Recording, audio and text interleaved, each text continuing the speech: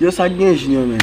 Yo, você, man. Ah, nek pose tout Tá fèt com a men. fête, man. Ah, mou la ki mè street la li selan men. Ah, mwen se, mwen ba tan do, man. Ba jam mwen, ba kon sa ka pase men, non, man. Yo mbak maman ti men nou kaf problem gen la papa.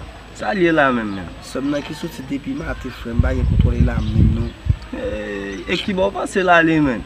Yo, mbak maman ti men.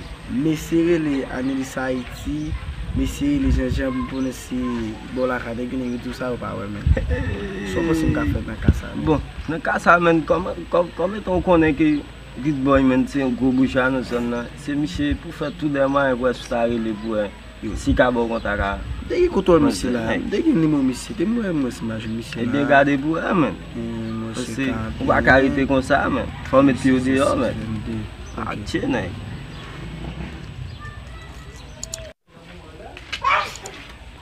Se mba foun ben la misi. Salut Zabi. Chérie va venir. Shit, men mi bay lan bay men. Why journée c'est bon ça va boulot men. Kon.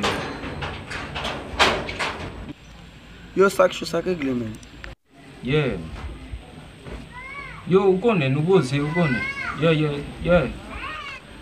Mwen ba gen dabay di men. Men batay men pou sa ta den jou titou non bode.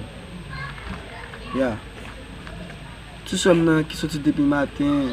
Mwen chache l'bal, ou deja konnen peyad, lok men peyad di men. D'apre, mwele tout zami, mwele Anelisa Haiti, Jean-Jean.